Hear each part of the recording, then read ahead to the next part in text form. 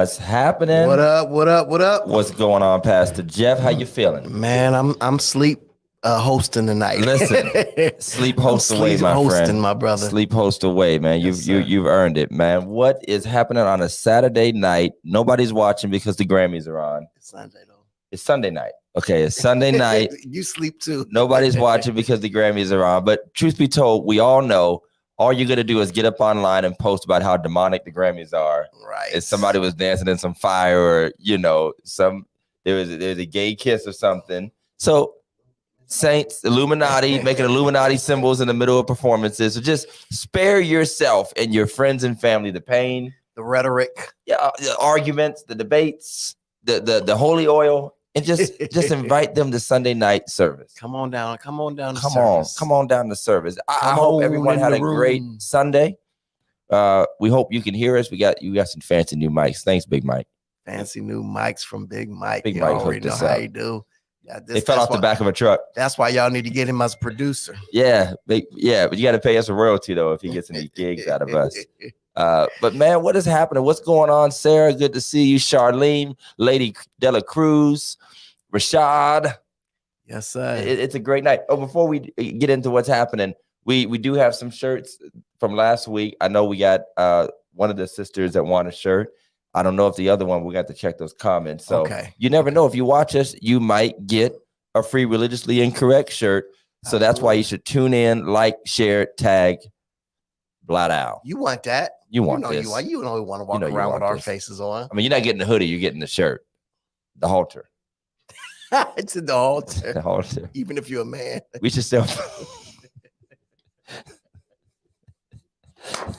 What's happening, Pastor Jeff? What's happening? What's going on in the world? Well, I mean, there's so much going on in the world, but I just want to start off with something light, man, because I was at the grocery store today. I had to go to the grocery store, get my kids stuff for lunch, and I'm just looking around, and I'm like, it's amazing to me that in a couple months' time, there was more without mask in the store than there were with masks. We are maskless. We are maskless now. We have literally like dropped the mask, forgot. What are your take on masks now? It seems like the only place that has them is churches and airports. You're absolutely right. What are your take on that? Those are the only two places. I guess hospitals, but that's a given. Yeah, that's a given. Medical facilities are a given. Let's just be clear here. Masks are over. It's over. Masks are over. Shutdowns are over. Mm-hmm. Shutdowns definitely over. Social distancing is basically over. Like, I'm noticing the same way you are. Not just that there are almost no one wearing a mask anymore, but there are no more. I'm not seeing stickers on the ground. Yeah. I'm not seeing signs up. I'm not seeing it. That's another discussion. All the stuff, the industries that developed out of COVID, including, come on, we all been to church and seen the mic covers. Yep. I mean, there's so much. I COVID vaccine clinics got like one person coming to it. Hey, we had 7, Doc. We had 7 at our COVID vaccine clinic. Yes, sir. Yeah, I mean, if you don't want it, you're not going to get it, which is, I mean that with respect. Like, you can just keep trying to shove it down people's throat. But unless a doctor recommends it, it's not going to happen. What's happening, Dave? Johnson, my man. I'm done. I mean, I'm not being funny. I am done. Are you done with masks, or are you done with the vaccine? Are you going to get the next, what is it called? Next booster? Okay, yeah. I have both shots and a booster. Me too. And if I get COVID, then COVID wins. That's just the way. It's like, you know how you watch coaches give a post-game interview and they're like, man, we wanted it bad, but they wanted it more. That's how COVID, the vaccine tried, but COVID wanted it more. I mean, we know it's going to be around. The bargain here is that enough people have been vaccinated and that the vaccine is going to have its effect in enough of us. It's going to end up being something that we probably don't know we have. But the spread situation that we first had 2 years ago is not going to mean the same thing. Mm-hmm. And I think we're all going to just have to cope with it. Like, This is life.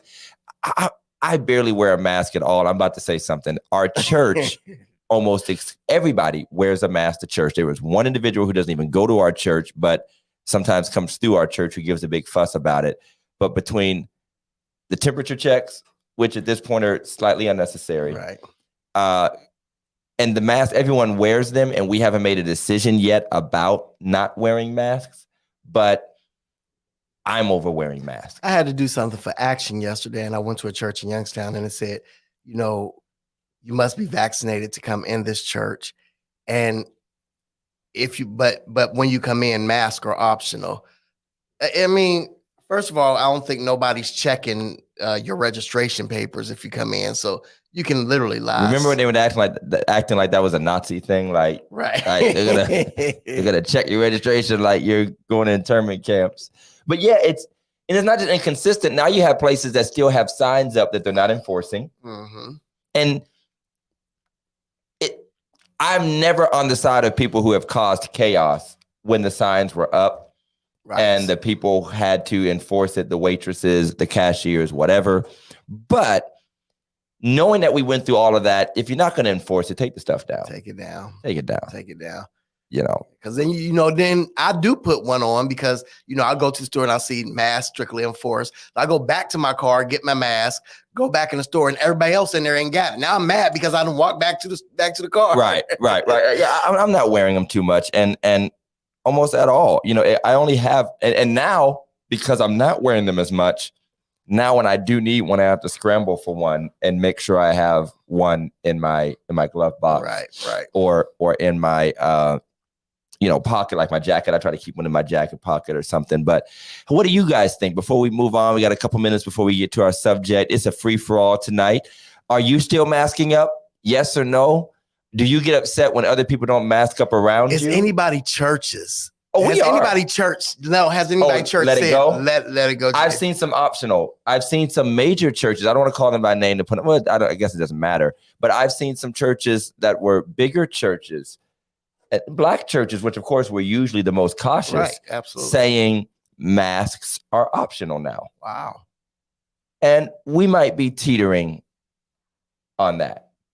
Charlene said it has become a self-assessment since the shots. Now you can find out on your own. Wait, move the thing real quick. Move the thing down. The cursor. There you go. If you have the virus, that's hilarious. You can find it on your own if you have the virus. Yeah, I mean that's the way it's gonna go. And honestly, because you're not gonna find out because nobody's getting tested anymore. They're giving away tests. You can call. Nobody wants them. You get the home tests. Okay, that's gonna be the next big scandal. Warehouses full of tests that nobody wants. That nobody wanted. The Biden administration is it was all too late. Yeah, it really was. It really was way too late. We needed those about a year ago. Oh man, yeah. It was all too late. So now they're like 5 tests per household and all this other stuff. Now they have so they have a COVID vaccine. Now they have a COVID pill. I think they have like COVID drops or something now. What? That's like a nasal. Oh, yeah. It's like a nasal thing. Pretty soon they're gonna have like COVID inhalers. It's gonna be COVID everything. COVID t-shirts that say COVID free. COVID chewable. You can go up to the weed store on Market Street. COVID CBD. COVID weed. Flintstones COVID. COVID brownies. COVID vitamins. Crack COVID.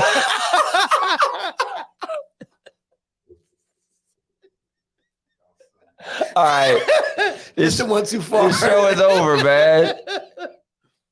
Pastor Jeff, you heard it here, folks. He's over here slinging that COVID dope. What did they say? Like this weed was laced with COVID. And you kids better watch out. You college kids better watch out. This ain't what they say. This ain't grandma's weed. Hey, for Halloween, you're gonna get about 2 Reese's cups of some COVID. Like, I hate it because people are still dying. People are suffering, but it is just everything, Jeff. Okay, this is where we get not serious. Whenever something gets familiar to us, it becomes funny. Yeah, that's true. No matter how traumatic, that's true. No matter how serious it was, once it becomes familiar, the same thing that had us literally having crying vigils and stuff. Yeah. And maybe it's a coping mechanism for. And we want to say, that's religiously incorrect. No, we are Jeff. not Jeff. No, Jeff. because there's a lot of people who have died. There is a lot of people who have died. Jeff just talked about COVID victims and addicts at the same time.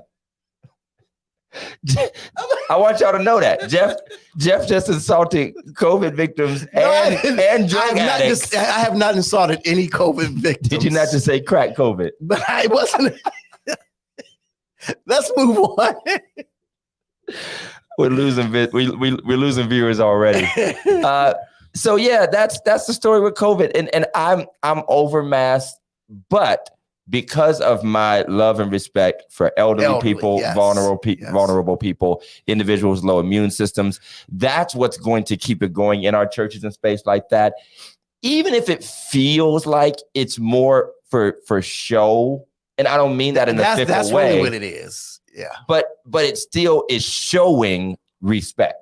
It is. If for anything else. And I think at a certain point, we're going to reach some limits. What I don't want to do is have any church, because now it's the churches and the airlines, basically, but that becomes optional and that brings the battleground back. Yeah.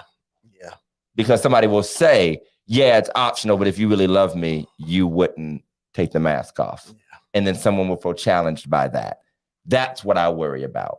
And that might be one of the main things that we haven't moved away from it yet, is because even though it might feel like showing, so the question then becomes, okay, how much do I have to show respect over something that is uncomfortable to me and I don't feel like I need?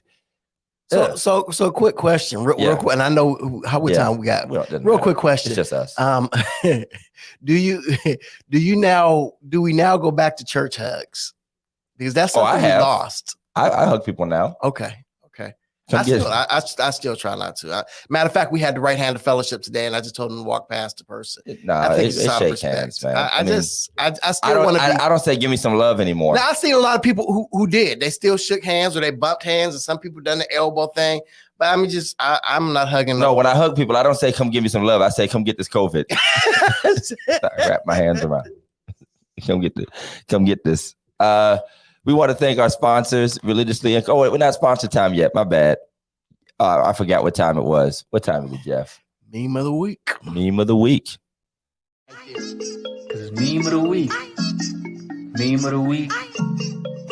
Welcome to Religiously Incorrect, ladies and gentlemen. Meme of the week.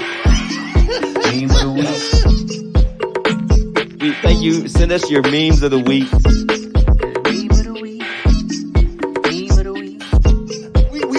These are all jokes. We are just playing. This is our meme of the week. When you finish preaching and the pastor does a 15-minute recap of what you just said. Todd Johnson. I will add a whole 3 more points to it. I don't care. No, that is true. You can't preach at someone else's church or be like the associate minister and speak. And that is also, by the way, though, that's how you know you actually preach something. Absolutely. Because if you didn't preach anything, we're not going to say anything about. Or you know what? It could be, and I've had to do it sometimes. It could be got to clean up. Yeah, you got to clean up what somebody said. Yeah. You try to do it in a gracious way. Gracious way. Yeah. So a lot of times we have to do that. We're like Jacob didn't have a coat of many colors. Joseph did. You know, it was Joseph that had a coat of many colors. It happens. That was a wonderful sermon. I just like to add this to it.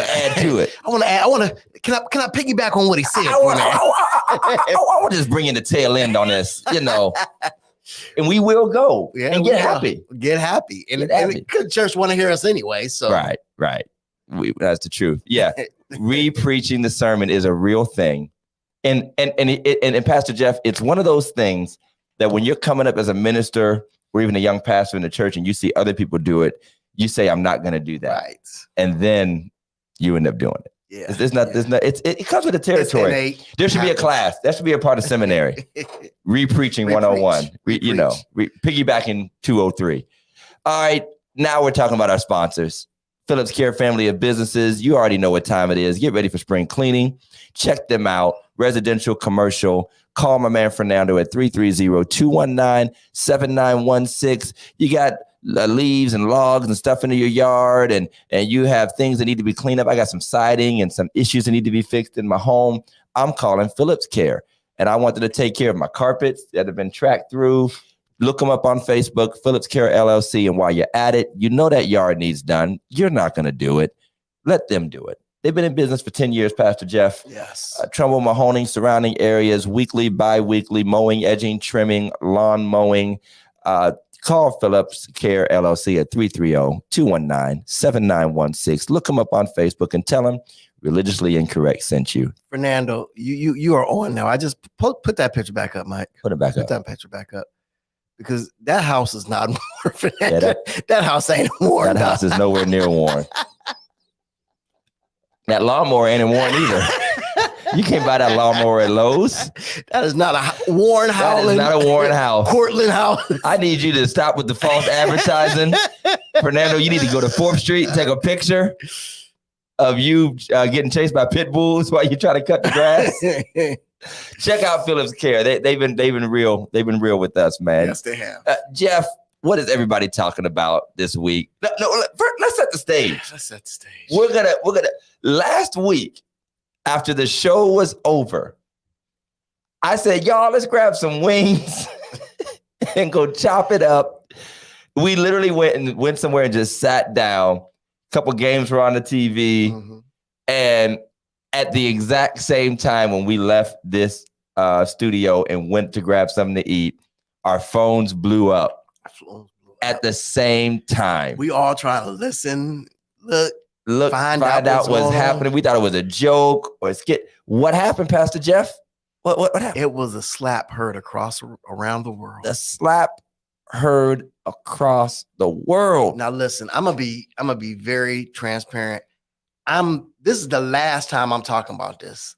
I'm through. No, it's not. It is. I'm through with it. I'm tired of it. But I think for the world's sake, they need to know what Pastor Todd and I have to say about this thing. Nobody else's opinion really matters. Yeah, you need to know what we think. I mean, if you knew the people who are tuning in right now to direct their steps, I'm sure the Oscars committee is watching now. Definitely. Oh, yeah. Jada and Will are at the red table, watching. Chris is in reconstructive surgery right now. His brother mad than a mother.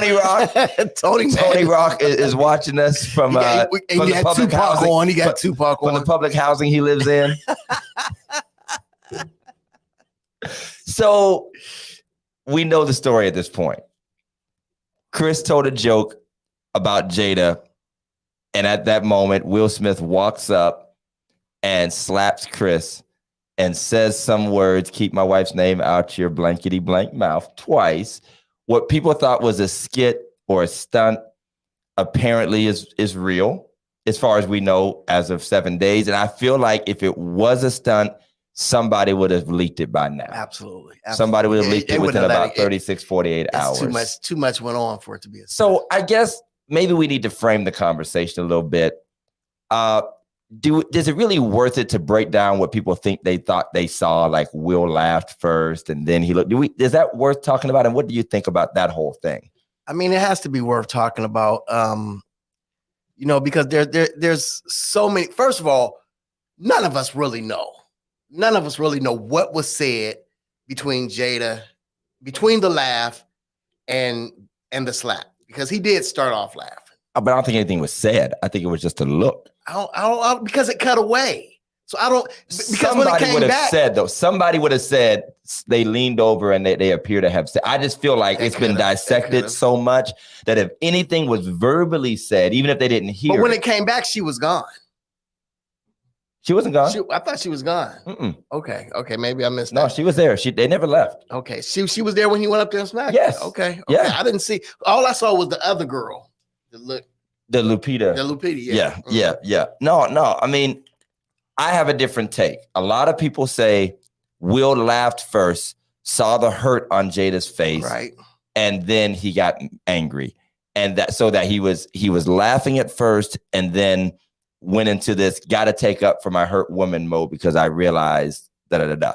I have a different take on this. Okay, what's your take? That take is, I think the laugh might have been that. Or you gonna go there laugh. Like you about to make me do something. Because, people do two things when they're about to fight. Mm-hmm. they laugh or they cry. Yeah. You know what I mean? Like they get into that. And I think his first reaction was because there were rumors that he had known or had asked or whatever, or that he might have been bracing for another joke because they knew that. I don't think he knew what kind of joke was going to be told, but I think they knew they were going to be joked about. Now, see that here's where because from what I've heard, Chris Rock said that I told this exact joke in rehearsal, which Will had to be at rehearsal because he was part of it. So if he told that joke, now please don't get me wrong. I'm on the side of Will Smith. I'm just gonna say it. I'm on Will Smith's side. Jeff is Team Will. I'm Team Will. Matter of fact, I really went out to buy a shirt that had Will Smith on it today because I mean, the dude is just my dude. But if he did hear this joke previously, if he heard the joke previously, you do know that all these things are rehearsed. Every one of these Oscars, all these shows are rehearsed. That is true. They go over everything, all the dances. Everybody has seen the dances already. We just get to watch seeing it. So if he said that in rehearsal and Will didn't do anything then, maybe a request was put in for him not to tell the joke. It could have been. Because I feel, and we'll get to this later, I feel a lot of the after we asked Will to leave, I feel like there's a lot. It's almost like when the police show up and ask 5 people what happened.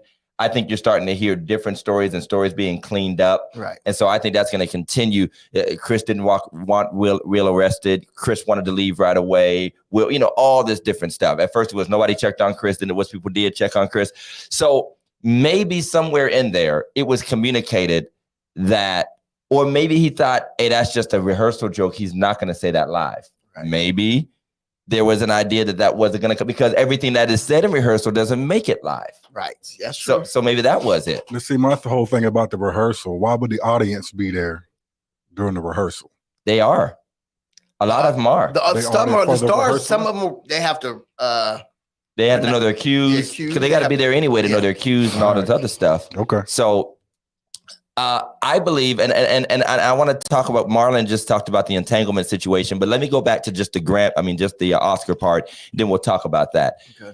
This is not the first time Chris has gone hard at Will and Jada, right, including prior to entanglement. And I do think that the joke he made in some ways wasn't necessarily worse. It was different, but it was equally piercing. Because the joke he made towards them back in 2016 was that Jada, and they were boycotting the Oscars during the Oscars So White because nobody was being nominated who was black. And Chris got up and made a joke about that's like me boycotting Kim Kardashian's panties or something. Basically, I wasn't invited. Right. So he's like ragging on their career, ragging on their, all this kind of stuff, So I don't think that the joke was a good joke to be told.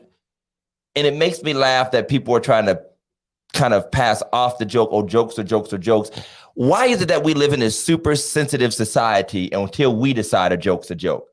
Think of all the things that were jokes 5 years ago or 10 years ago you can't joke about now. Not joke about and I know that people say, well, alopecia isn't even that serious, or she's laughed at alopecia jokes before. That's like a gay person who laughs at a joke and later on says, but you can't joke. That's like the N-word. The N-word. We might say it towards each other. But if you say it in the wrong context or the wrong place or the wrong way, it could be an issue. So we got different comments, but I want to go back to the Pent Up thing.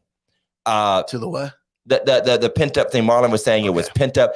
They have been under a lot, and Will has been under a lot. And a lot of people are talking about Will, ruining his image. Will, I'm disappointed. I'm through with Will Smith. First of all, he is a man.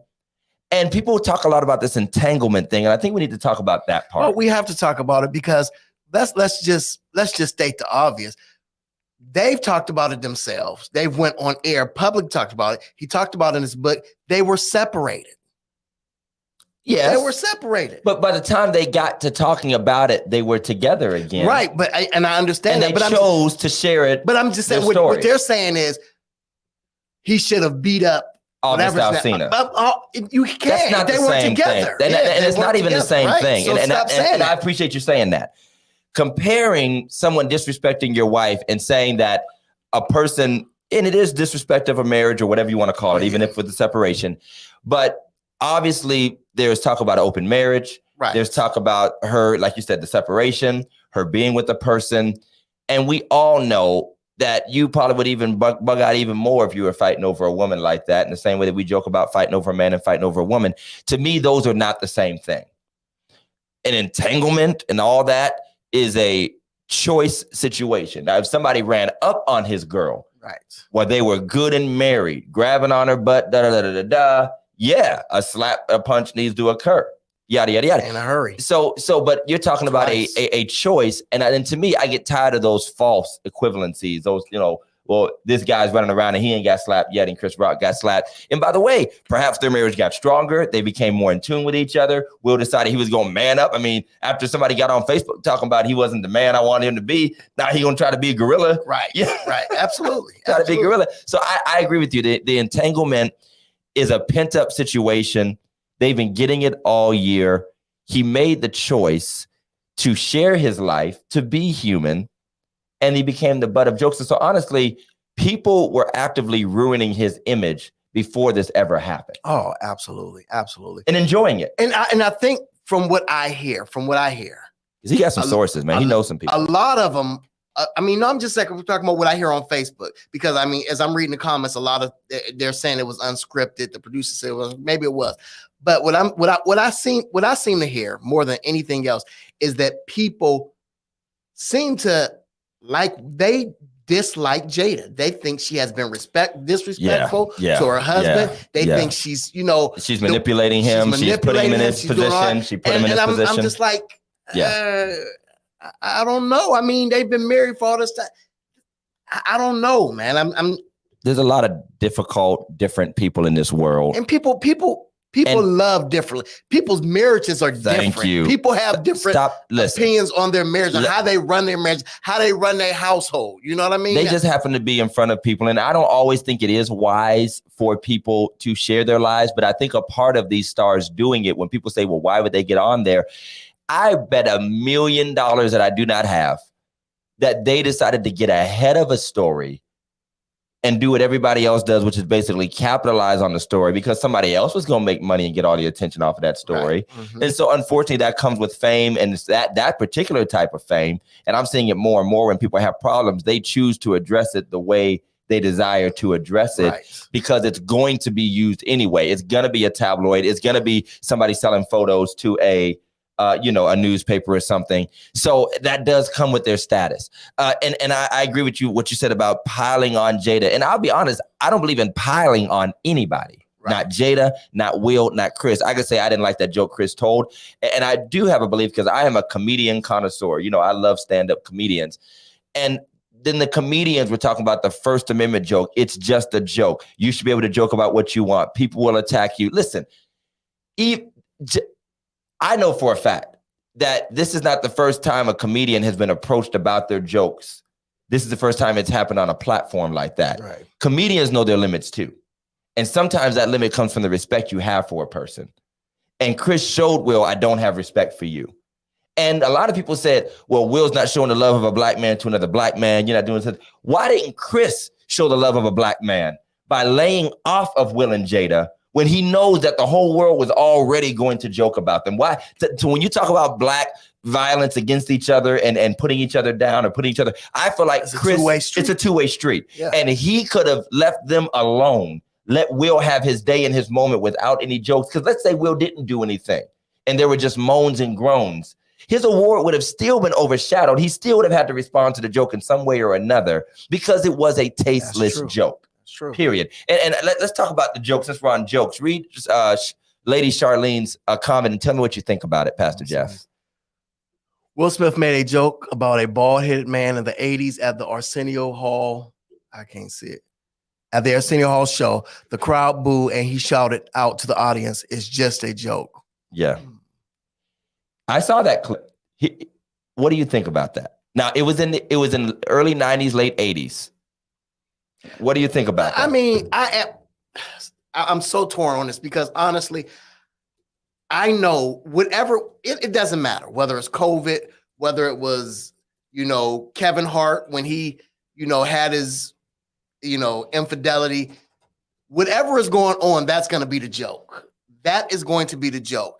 No, but she's talking about. I know that. But what I'm saying is that there are, and I'm responding to you first, because what happens is it's always that's the joke. But I think there's some places and some spaces that we just shouldn't joke about.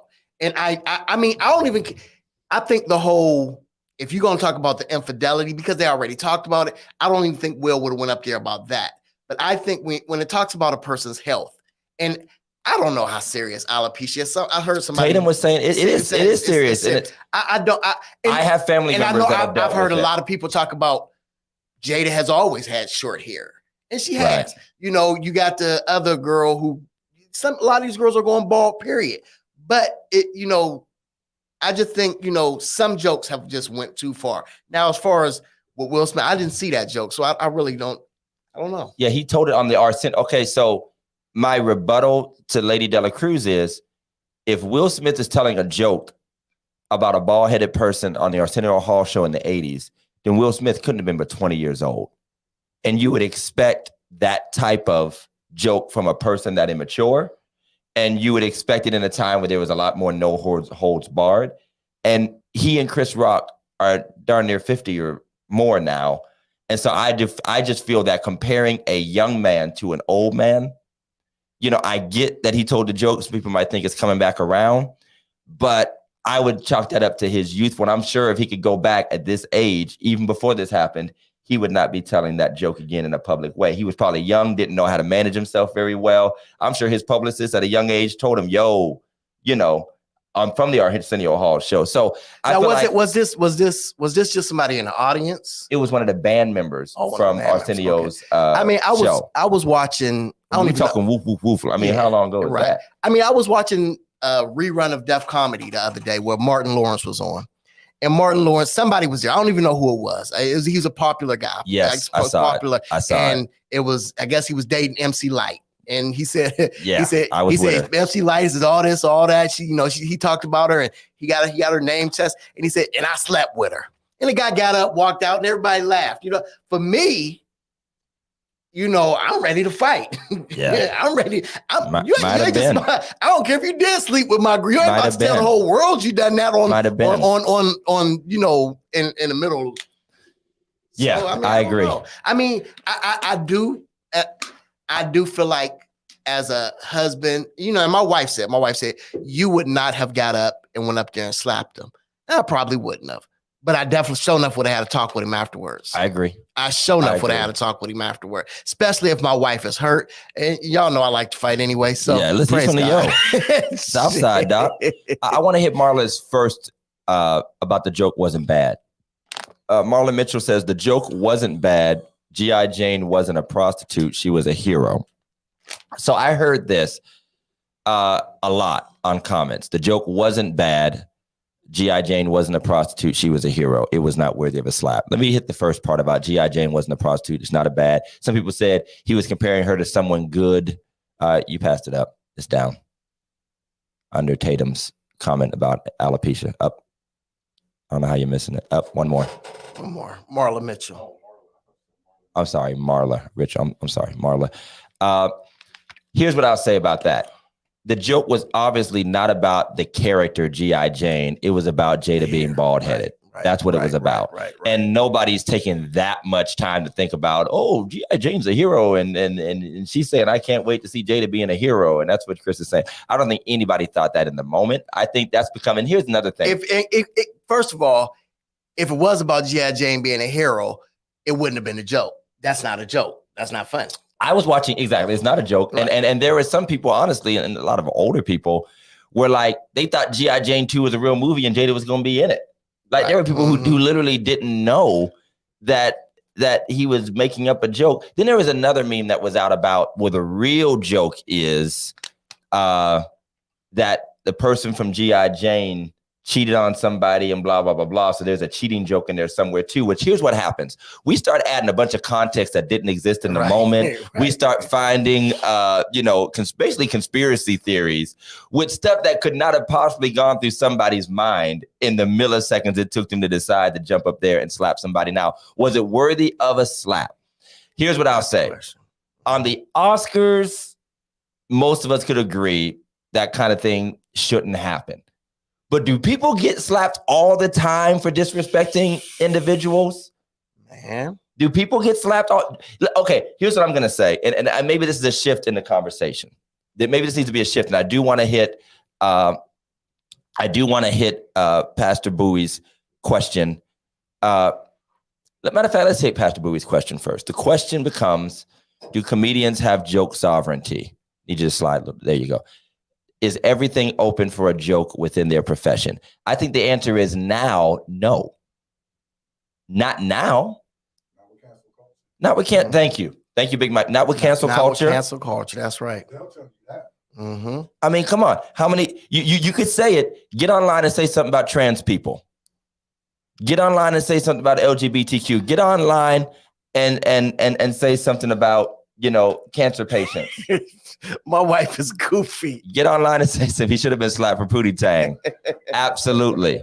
CB4. We slapped him for the wrong act. Now here's what I want to talk about. I don't think they have joke sovereignty though. Right. What, do you think they do? No, I don't think they should. I don't think they should. I think, just as a human being, some things ought to be. Well, here's the question. But my question, because Marla does agree that it should be a joke sovereignty. The question is, what happens when the joke's on you?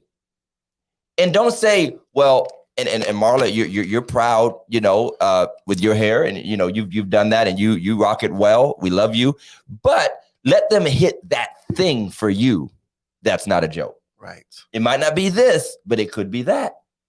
Now let me just say. But go ahead, man. Let me just say, I got a couple things to say. But first of all, when I wasn't always this stature of a man my whole life, I wasn't always this image that y'all see right now. He wasn't always a bishop. But when I was young, I because I'm black, I have a huge nose. And I mean, when I was younger, my face wasn't as big as it was. So that was literally the joke about me all day, talked about my nose. And like Will and Jada, teeth. I literally went and I had somebody write nose in my hair. So they start calling me Nose. Wait, somebody wrote Nose? Yeah, I had, they cut my hair and they cut, we used to have letters. People cut letters in here back in the day. I wasn't alive for that. And I wrote, because I was like, I'm tired of y'all joking about it. So now I'm just going to call myself it. But here's what I really want to talk about this. A lot of people have been talking about what they wouldn't have done. I wish they would have cared. If it was me and they would have, you don't know what you would have done in that moment. You don't. He wouldn't have slapped the rock. Man. Yeah. Stop that. You don't know if this guy was as enraged as he was. You do irrational things. You do irrational things. I mean, absolutely. I mean, he might have slapped Tyson. Might have slapped the chick. He might not have made it off the stage if he slapped Mike. He might have got his ear bit off. Speaking, Mike was selling ear gummies or something. No, he wasn't. Yeah, he's selling ear gummies. But yeah, I mean, so again, and I like it. I like some comedians that are very risque and all of that stuff. But the fact of the matter, and by the way, Chris, my wife just said I like that. Chris Rock and Will, again, that there are circumstances, there are elements that might be between them. If they're supposed to be friends, but I'm not so sure if they are friends, because some people are calling them friends, that they're my friends, but I feel like friends wouldn't joke about friends like that. Right. Personally, that kind of joke. And Tiffany's point is great. Come on, Lady Stanford. Free speech gives you the right to say anything, but it doesn't give you the right to determine the consequences. There's going to be consequences. And that's what I want to turn the corner. That's what I want to turn the corner. Because we're describing this as an act of violence. And when I think of violence, I think of a gun, a knife, a beat down, a curb stomp. I'm thinking of violence. I'm not saying that a slap is not a violent act, but I think it's in a different category, and we're using these words. Then here's where I want to go. there is physical consequence to our actions. Mm-hmm. And thank you for saying that, Tiffany. And let's just be real about it. If it weren't for physical consequence to our actions, one human to another, most of our behavior would go unchecked. The only reason you don't push somebody out the way when you're in a rush at a grocery store is because of physical consequence. The only reason you just don't run up on folk you don't like in a bar is because of physical consequence. And what we're calling, total violence is really just everything from whooping a child to knowing I better not go up against this dude, or I better not say this, I better not cuss this person. There's plenty of people who would love to cuss somebody's wife out or somebody out, and they don't because they know they get whooped. And all of you who are watching at some point or another have threatened somebody with violence, which, by the way, is a crime within itself. If they say something to you, mess with your family, talk about a certain thing. You correct me if I'm wrong, but every last one of us as adults at some point or another have said, I wish they would touch my family, or I wish they would talk to my daughter like that, or I wish somebody would. And what's the consequence? It's gonna be me and you. Right. It's gonna be on site. Half of y'all do it in church. I hope that preacher do say. Then I'm saying we have used physical consequence our entire lives, and let's stop pretending that it's just empty threats, because every day a Will Smith incident happens somewhere. Well, I will say this. And when I do think of violence, I do not think of a slap. But when I think of a slap, I think that is humiliating. I think the slap. I think if he would have went up there and squared up with Chris, I think if he would have went up there and gave him a sucker punch, it would have been a different story. But to go up, to lunge with a slap, and to walk away, and Chris said it. He slapped the out of me. Yeah, slaps are considered disrespectful. Yeah, it's disrespect. It was definitely disrespectful. So all I'm saying is he returned a verbal disrespect with a physical disrespect. Right. Slaps aren't considered acts of violence. They're not. We're this super sensitive, exaggerating world we live in of headlines. The big word, the big fancy preacher word would be hyperbolic world we live in, where you add hyperbole to everything. Where I can't believe and that's my problem. And I read, I forget which, it was one of our pastor friends. Who is it? Maybe Jeanette Hubbard. It was one of our female pastor friends from Youngstown. Trying to think who was. She had just shared, it was a pastor friend that we know, had just shared a commentary, and the person's commentary, and I think this is where we need to turn the corner a little bit, is the response. And I believe the response, as it piled up, of course there's shock, but the talk of people being traumatized, right? The talk of people, claiming that Will has set Black folk back. Yeah. Negro, please.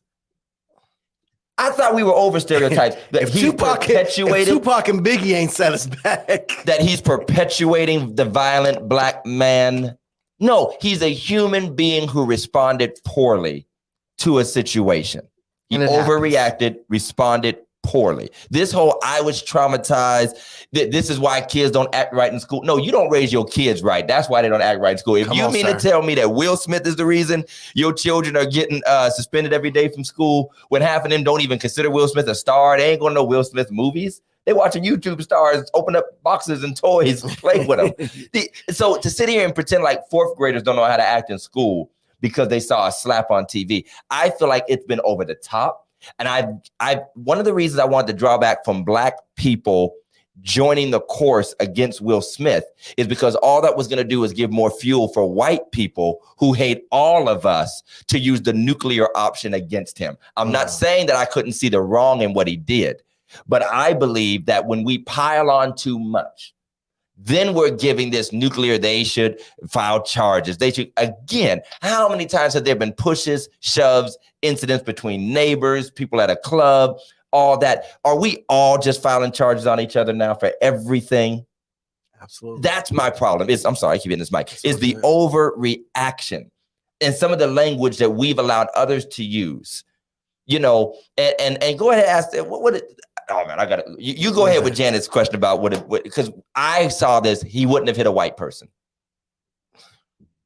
I don't think it's about white or Black. I think he was going up there regardless of who it was.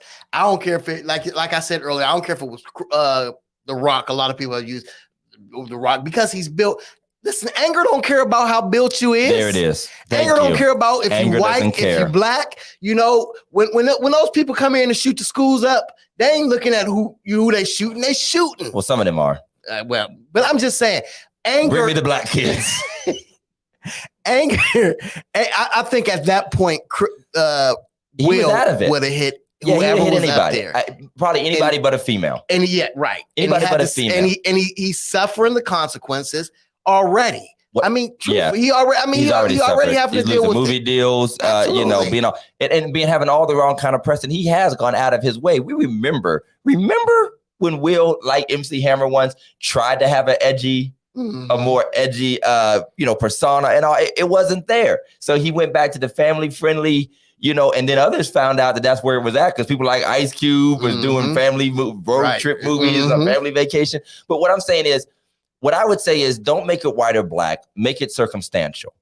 If Bill Maher or Adam Sandler, and I won't say The Rock like muscles, I'll say white. Okay. Bill Burr, these other comedians that are known for saying risky stuff, if they had the same history of picking at Will and Jada. Right. If they had told nasty Oscar jokes about them not making Oscar-worthy materials and publicly making jokes about them, then I think that he would have responded the same way, whether it was a white comedian or a black comedian, if it had the same circumstances. Now, if it was a person who doesn't know Will like that, and he doesn't know where that joke's coming from, maybe he doesn't have the history, then he wouldn't, because that white person doesn't have the relationship and didn't have the history with them. That's my take on the white-black thing. I don't know. Tatum, if Will has that much power to shift the entire progress of a race of people, he must be the second. Thank you. Yeah. And I think black people need to stop saying that. Black people need to stop saying that any act sets us back. That's me. Any act sets us back, especially an isolated act. Will Smith is not known for walking around doing violent things and flaunting it. Right. You know what I mean? I know somebody had posted about the time that the guy kissed him on the red carpet. Reasonable, brother. Dude, he should have knocked him out. His whole crew should have beat him down. Dude, Lord, I'm mad right now. Kiss me on the mouth. Kissed him on the mouth. I'll fight you in church over that. He smacked that dude too. He smacked him. Will is a smacker. Will is a smacker. Scott says, and I love this discussion, y'all. This is wonderful. We're not going to make it to Ask a Black Pastor. Y'all better get some Black Pastor questions in here. Is it unreasonable to look at the situation that Will acted from a position that the consequence didn't matter because of who he was? Again, I don't think that was his thought in the moment. Right, in the moment. And honestly, the pushback, Scott, is that celebrities more than ever, because of what Big Mike said earlier, cancel culture, people are eager to make sure that stars don't get off easy. So there might be power and strings they can pull, no doubt about it. But I think we're in an age where anybody who's up, especially with the massive platforms people have now, there's just this eagerness, even if it's just so that they can keep the story going. The papers have more to report on. More has to happen to Will to feed the churn and feed the story and make people money. Well, one thing I want to add to that is I am happy that he decided himself to separate or resign from the Oscar. I think he had to. It was probably going to happen anyway, but I think I like that he done it himself. And what does taking the Oscar back do? Do you think he should lose his Oscar? I want to hear some yeses or no's. Do you think he should lose his Oscar? Because people are saying they should take. We all saw him win it. What? You can't take that back. The brother walked up there, made a speech. I lost my marriage license. I'm still married. I don't know. Me and my wife still together. I still, you know what I mean? What you gonna do? You know what I mean? So, what if it had been Ye? I'm mad that Janet knows Kanye's nickname. Did she say Ye? Did Janet say Ye? It was Yeezy. It was. We saw what happened when it was him. He did this. He did this. But Well, first of all, Kanye is known for far more dangerous, destructive, creepy, stalker, offensive behavior. I don't think he should lose the Oscar. He earned it. That's like people saying Lawrence Taylor shouldn't be in the Hall of Fame because of all the crap he did. He won on the field, doggone it. He still tackled everybody. And so was everybody else. He was just higher. Right. He was just more high than the rest of them. But I mean, I hate that they make Reggie Bush. Somebody's trying to get Reggie Bush's Heisman back. They want it on the field. I wonder if he's gonna do like OJ and go steal it back. Nah, he ain't OJ. Go steal the Heisman because they feared OJ. OJ might have that knife. Go ahead, Big Mike. What did you guys think about Jada laughing after he smacked Chris? That's what a girl's supposed to do. Come on, man. When your man go fight, you egg that boy on. I mean, come on. I mean, that's what we supposed. Hey, somebody said it is religiously incorrect. They had some good loving that night. Oh yeah. You can see by the way they was turning up at the after party. Will went in that night. He slapped Mo in the face that day. Mo than faces. This is way better than Chris's face. But if they pull his Oscar, are we boycotting again? Let's just be clear. I'll be honest. Black boycotts don't work. Chris didn't boycott when they asked him the first time. And again, it goes back to, he chose to joke about the black people who called for the boycott of the Oscars. So if we wouldn't boycott over black people being left out of the Oscars, we're not going to boycott over a black person losing an Oscar. It's not going to happen. It's not going to happen. And then, I mean, based upon even the comments tonight, we are half and half. So half the people actually agree with Chris and half the people actually agree with Will. So, I mean, a boycott wouldn't really, if we're not going to all be unified, it probably wouldn't work anyway. So yeah, Tiffany's still boycotting the NFL. I'm not. She sure is. And it's just making me sick to my stomach. So she doesn't watch. We should be happy. She's a Steelers fan. You should be happy. It makes me sick to my she always talking about she would Kaepernick. I'm like, Cap watching the NFL. Hey, Speaking of Cap, just to break up the Will Smith stuff, Cap is at Michigan Stadium. His brother gonna be at Quimby Park next, talking about trying to get on with the little Raiders. This cat gonna be in Youngstown trying to get on with the Cheney Cowboys. I mean, bruh, I support you, but you are but you're looking pathetic. You're begging for a job, man. At a college stadium, what is that going to do? Who is saying, oh, man, this cat threw a 50-yard bomb at a... Well, I mean, it's been like 8-9 years. Dude is like 52 years old now. He got great grandkids. Let it go. Pittsburgh do need a quarterback, though. Pittsburgh does need. We do need one. So if you have any more thoughts about the Chris Rock thing, so what's the end game here? Is there an end to this? I mean, we say we're done talking about it. We probably will joke about it. It'll become a part of the end game is to watch out for Chris Rock, Will Smith, and Jada Pinkett on the red table. On the red table. Do you think they can bring Chris into it? Absolutely. And I think Chris and Will are both intelligent enough, savvy enough, smart enough to sit down and do it and have numbers that have been greater than they've ever seen before. I think they were smart. I definitely think they're both smart enough to do it. If they were smart. All right, so we're going to finish this up with Team Will, Team Chris. Put your comments. Are you Team Will or are you Team Chris? Come on, put it in the comments. Team Will or Team Chris. And while you're doing that, I'm going to go ahead and hit this last ad for Phillips Care Fitness. Phillips Care Fitness. Did I say that right? Phillips Care Fitness are the new owners of High Street Fitness in Warren. Phillips Care Training. I didn't say it right. Phillips Care Training. They're the proud new owners of High Street Fitness in Cortland, Ohio. Get right for the summer. Get right for the springtime. Get your beach body ready, your bikini body ready. Mike Phillips will get you right. Look him up on Facebook. Phillips Care Training. This cat got his child, bench pressing like 250 pounds, and stuff like that. So check out the Phillips Care family of businesses, Phillips Care Training. Check them out. You're going to enjoy it. We got no team. Team Will, Team Will. Mark wants Oprah to mediate. Nah, we need Maya Angelou to come back from the dead on this one. Pastor Bowie is Team Will. Mark Callion wants Oprah to step in, and Scott is Team Chris. Elspeth is Team Chris. All right, I'm like, Will should have used the Infinity Gauntlet. Yes, sir. Will should have used the Infinity Gauntlet. Or somebody said he should have used the Men in Black phaser. Yes, phaser thing to make you forget it happened. That's hilarious. Team Chris and Will, the all-star version. Marcus, Team Jesus. That's what we should cue the shout music. Team Jesus. Oh my God. Jesus, slap the devil. Hey, listen, who is going? You know, people have already used the slap in their sermons. Oh yeah. Okay. Oh yeah. Now, I saw a post about do not preach about the slap this Sunday.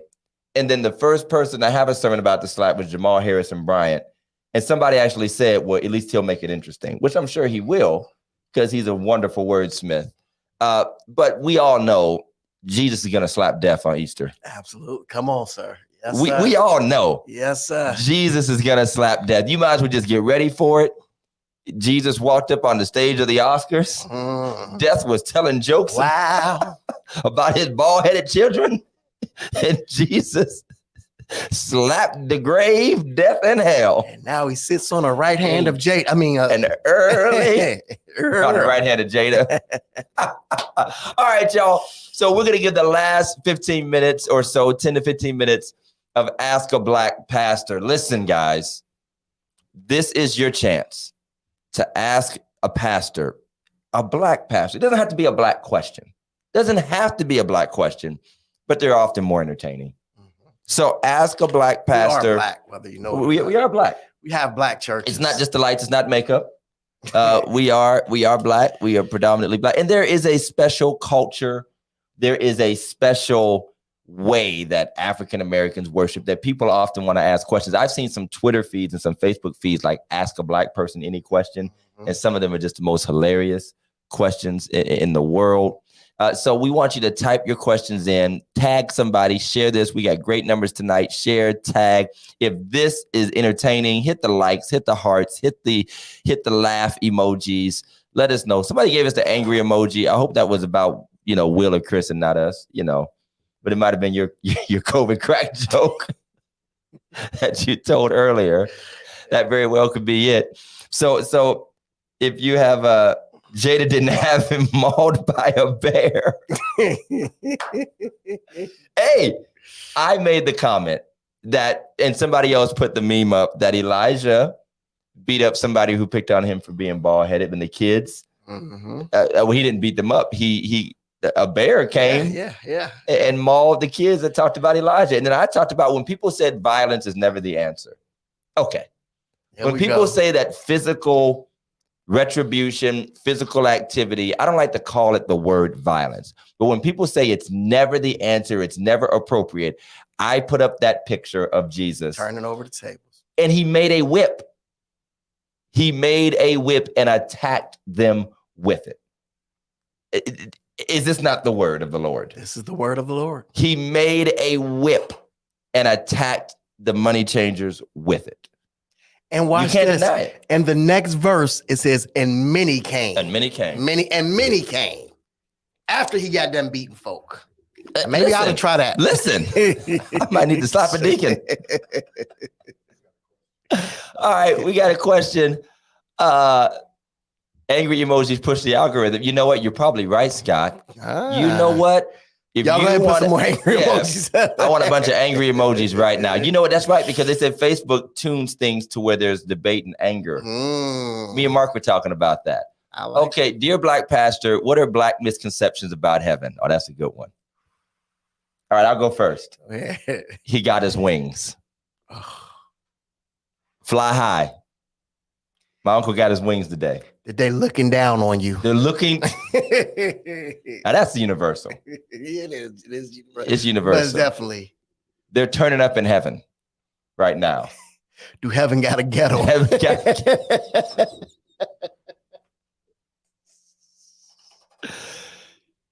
They're rooting for me right now. I had a comedian, it's one of those crass comedians that says he hates when people say, my mother died, but I felt her cheering me on at the football game. Mm-hmm. And she was like, leave your mother alone. She's been cheering you on your whole life. She went to heaven to get away from you. She went to heaven to escape you. Let her rest. You really think that somebody's in heaven like, oh, yo, I need to go by that high school football game right quick. Check on my nephew.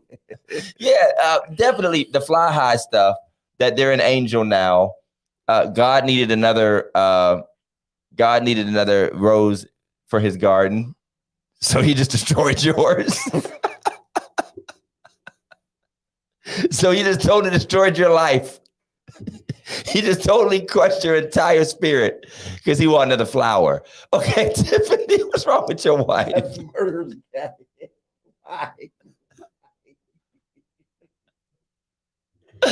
they ask for forgiveness on their deathbed. You don't know. You don't know who got into heaven.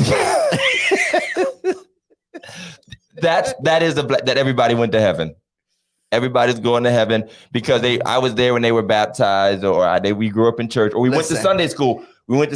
I know they know the Lord. I had a debate with a guy at work, very religious guy. I mean, literally for almost a week, about did his dog go to heaven. Well, Shamika thinks the dogs go to heaven because she saw the movie. She argued with me about it. All dogs, but hers is based off the movie. Right. I'm like, okay, yeah. Whatever, man. Send us another question because we got to get off of this. Pastor Tatum, heavenly birthdays. Happy heavenly. Now, I use the term. Okay, here's what I'll say. Okay, I think that there should be a 3-year limit on happy heavenly birthdays. Stop now, because people about to get mad. I think there should be a 3-year limit. Put some angry emojis if you disagree. There should be a 3-year limit, because what I'm saying is, okay, maybe I get it. I get it. You miss them and it's happy heavenly birthday. There are no birthdays in heaven. Time is no more. And I'm not trying to be technical, but here's where it grinds my gears. When they're like, happy heavenly birthday, Abraham Lincoln. If he was alive today, he would have been 200 years. No, he wouldn't. He would have been no years old because he would have been dead. Dead and gone. I mean, that's where it gets bad. Like, I'm not saying I don't remember. I'm not saying I hate the phrase. I'm just saying after a while, we were like, Marcus Garvey would have been 123 today. No, he wouldn't. And I mean, he would have been dead for 40 years. You feel bad for people, especially when they post it and you like, Now, what I won't do is get on there and like correct them, because somebody did that. Somebody was like, happy heavenly birthday. Was like, there's no such thing as heavenly birthdays. I'm like, that's wrong. And they were being super saved Christians. But yeah, that they have birthday parties in heaven and all that stuff. All right, come on, bring us some more black pastor questions. That was a good one, Mark. That was a good one. Do you have a question for us? You have a question about us? A question for us? You know what I'm saying? Don't make us slap each other to get some ratings. Absolutely. I mean, we'll do what we have to do. What do you feel about RIP? Are we not supposed to be tossing crowns and worshiping? Okay, that's a good question. So what do you feel about rest in peace? Well, first of all, let's go back to Tiffany's comment that everybody's not resting in peace, first of all. But I don't think that there is a contradiction between resting in God and worshiping in heaven forever.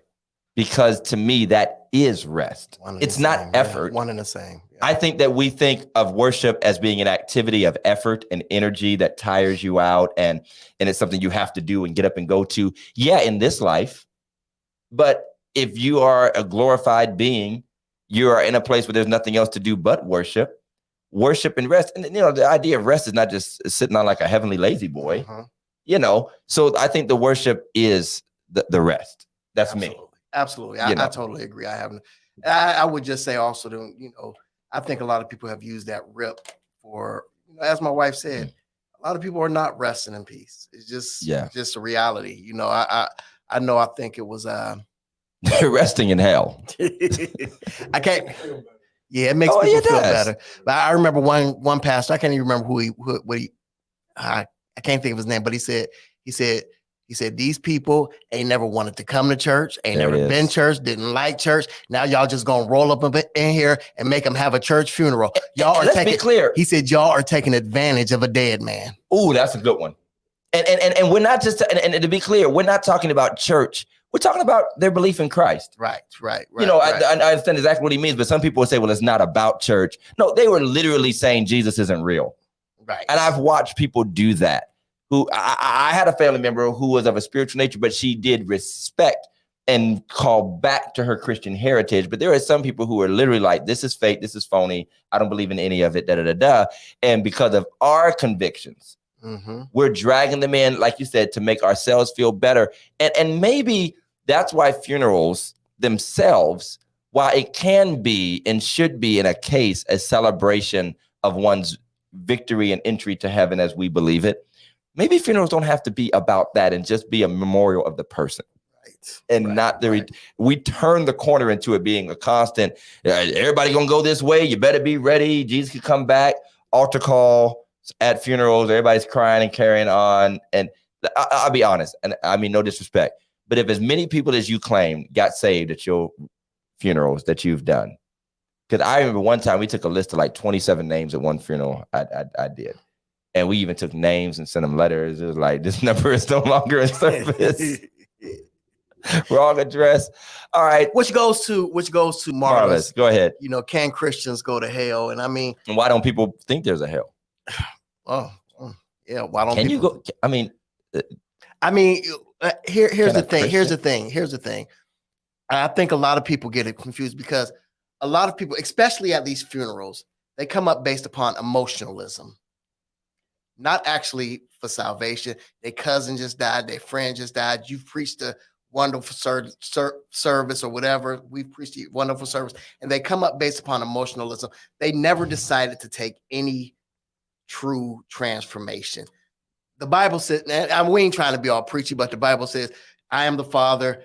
I am the vineyard. My Father is a husbandman. Any branch that does not bear fruit, what does he do? He prunes it or he cuts it off. So There are some people connected to us, but not working with us.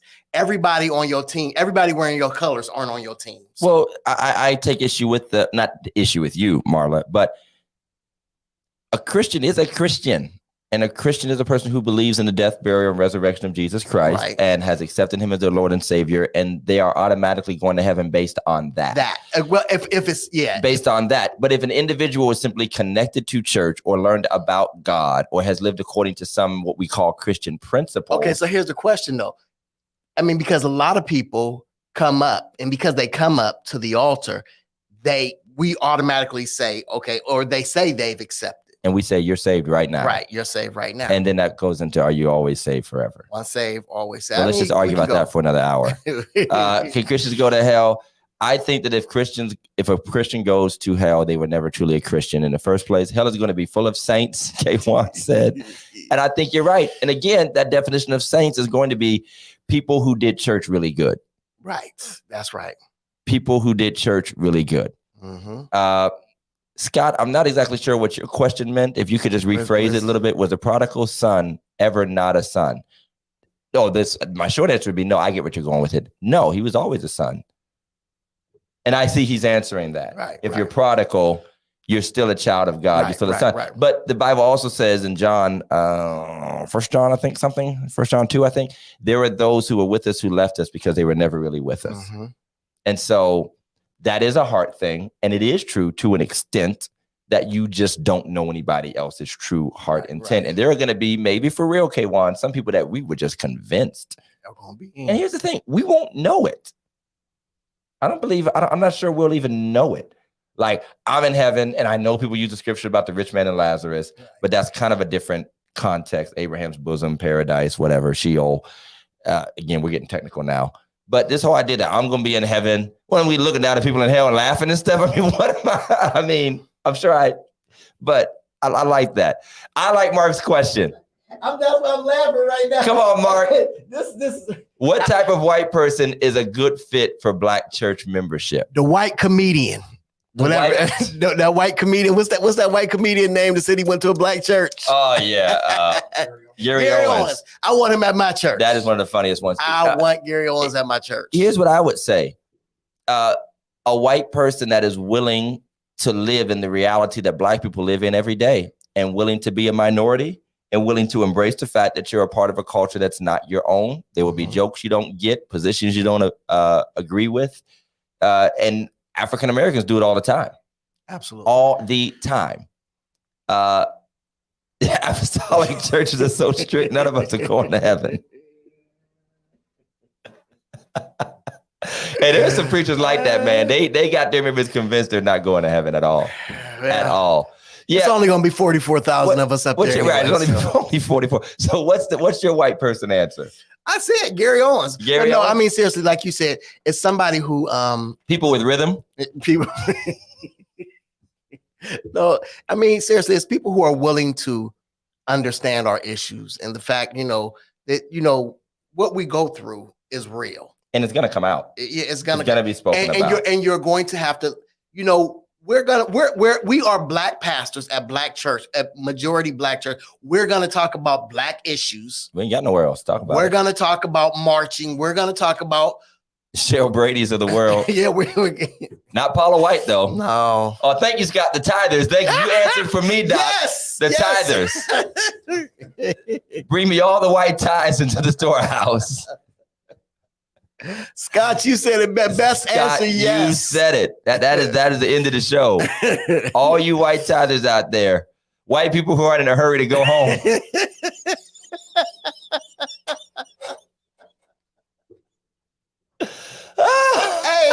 Tiffany is about to be our new co-host. Hey, I'm in church, and I'm preaching, and my son is, he's preaching with me and everything. I went down to do communion. Next thing now, they gone. They left. I said she left. I had some white people get up and leave on us because we went too long. Oh my God! They were like, "This is enough shouting." But my wife left on me. The wife left. Well, your wife is kind of white too. Yeah, so. she is white. She is white. That was a good one. Okay, we'll take one more question before we go, and it'll be a quick one, a rapid fire. Ask a Black pastor. One more fresh question. We're not talking about white people with being in memberships. We're not talking about heaven anymore. And K1, everybody's going to hell because they're apostolic.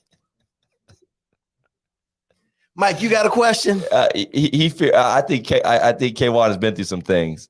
Give us one more question, one more Ask a Black Pastor question, and we're going to get out of here. We got to do this more often. The funny thing is, this was what we talked about last year, the same week. Right. What's your color suit for Easter? Oh, my gosh. You know what? I want to talk a little bit about that. I was thinking on the way here, and I know where Tatum's heart is at, but the whole crazy Easter suit joke is pretty much played just because there are always going to be old players and old cats. But it's not like the thing anymore. Nobody is there anymore. Really. The big hats, it's funny to watch people. When I didn't respond to you because they wanted a response. I think they wanted a response from me. But they were going on and on about, honestly, they were like 25-year-old jokes. Right. Big hats. I'm like, seriously, outside of a few convocations and conferences and certain, a subset of churches, people are not really on that tip anymore. And you must be really, really, really out the loop or just really obsessed with keeping the same old tired joke, and stereotype going. But color Easter suit, to answer your question, is hot pink. just to tell you, it's gonna be hot pink with 17 buttons. That's what it's gonna. Does it really matter? I like this. No, it doesn't. No. Matter of fact, if you got kids there, I don't care what they wear. If your church got kids, you just ought to be happy. You're winning. You're winning if you have kids at church. Kids at church. But I will say, if your kids care what they wear, absolutely, because mine do. Mm-hmm. Mine are in the phase right now where they want to suit up like I did when I was a kid. And Ethan will bawl his eyes out if he can't wear a suit to church. See, the problem was with me when I was with you, I made Christian wear suits. You did. Through his and younger. He was through. He is like through. He don't want to wear a dress. He only want to wear jeans. He got every jogging color suit in the world. That's all Just he call wants. them Jesus joggers. Jesus joggers. That's right. Make him wear a jogger, say Jesus on the side. All right, y'all. It's been a great night. We've had some great questions, some great discussions. Don't slap anybody. Please don't. But don't pile on Will either. He's a man. And let me advise you. Go ahead. Let me advise you. Give the altar call. That if you are angry at what I said or what any pastor said, and you don't like what they said, it would behoove you not to walk up into the pulpit, not to walk up in his pulpit, because he got deacon he got some killers. He got deacon. And everybody in that church ain't going to heaven. Right. That's what I'm trying to say. And if you walk up in my pulpit, I'm not, the deacons ain't gonna have to worry about it. He's gonna handle it. It's just gonna. Jeff from the Yo is gonna handle you. You know, these hands ain't just for land. You know, so he'll call Sterling for you. He'll be like, I got a body. Where at in my church? It's at the show. We just gonna have a service right now. Just bring a casket right now. I'm gonna knock you out and say ashes to ashes, dust to earth dust. to earth, dust to dust. I love it. I love it. You heard it here first, folks.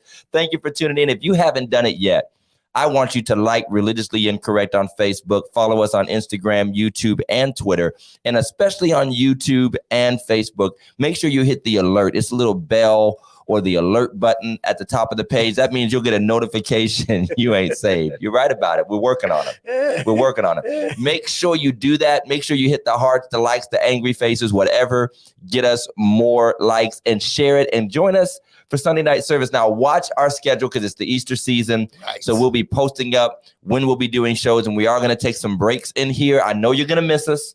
Nice. I know it's tragic, but this is your chance to go back through the Religiously Incorrect archives, because we got some good ones. We got some good ones. And some of you just discovered us, and we need you to go back. And again, if you're offended, the name of this show is Religiously Incorrect. So follow us. If you want to be a sponsor, email religiouslyincorrectpodcast@gmail.com. That's religiouslyincorrectpodcast@gmail.com. If you want to send us a meme of the week, email us at religiouslyincorrectpodcast@gmail.com. And let's keep building this audience, keep building our viewers, keep sending in the questions. If you got subjects you want us to touch on, we haven't asked that yet. Yeah. If we have subjects you want us to hit that we haven't hit yet, maybe we have and we need to come back to it. I want to make sure you guys come in. But until next time, thank you for joining Sunday night service. It's been a pleasure. Pastor Jeff, you want to say anything? We love y'all. Thank you. Because we're waiting for our outro, and I don't think it's coming. We're just going to sit here and just going to sit here and talk. Peace.